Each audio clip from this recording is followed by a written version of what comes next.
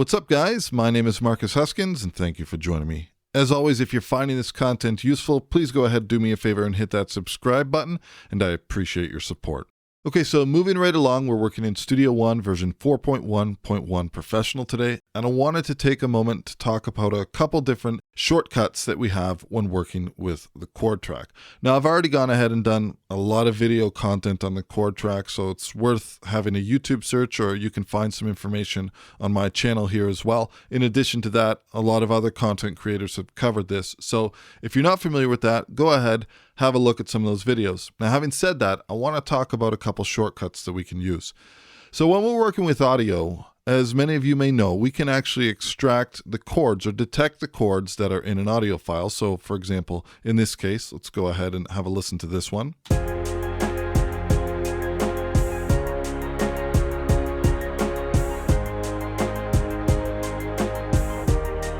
And as some of you may know, we can right-click, head to Audio, and we have this section over here, this sub-menu under Chords, where we can detect chords, remove chords, extract to the Chord Track, or apply chords from Chord Track.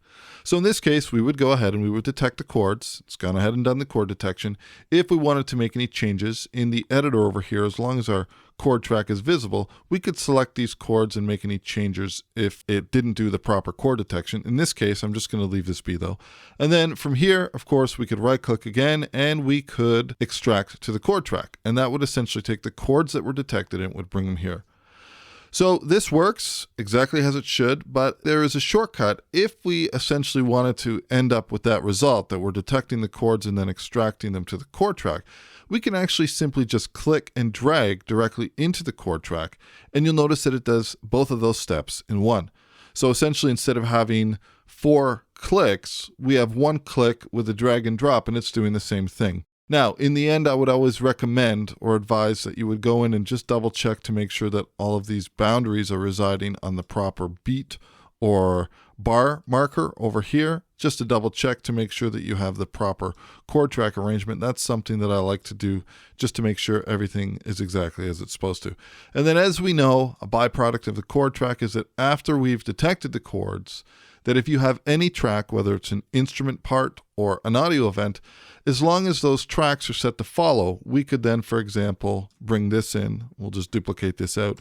And because these are set to follow, each in their own way, I could essentially play this part in with my music, and we have our strings.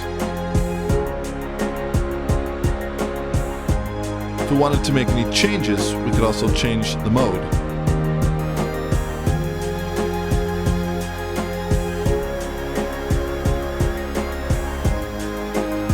All right, so now let's have a look at another area. So in addition to working with audio, the Chord Track also functions really well with instrument parts. And the great thing is Studio One has direct access to all of that note data. So it's fairly accurate in terms of the detection that it's done. As long as you're throwing relatively simple stuff at it, it does a really great job. So for example, if we take a listen to this piano part over here, very simple chord progression.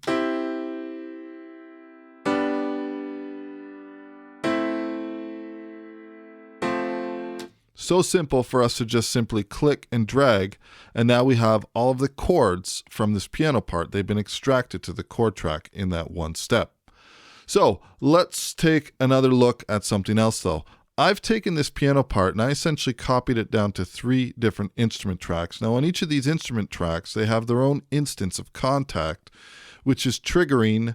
On my contact instance 1, we got violins, and then we have violas, and we have cello. Now the idea here is that I'm breaking this chord up essentially into 3 different instruments. So if we listen to these 3 against each other, and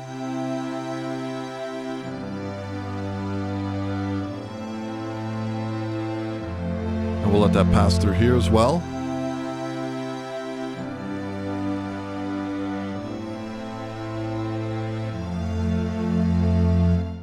All right, so we know that we can drag an instrument part and we can extract the chords like this, but there's another thing that we can do as well, and that is we can actually multi-select multiple instrument parts.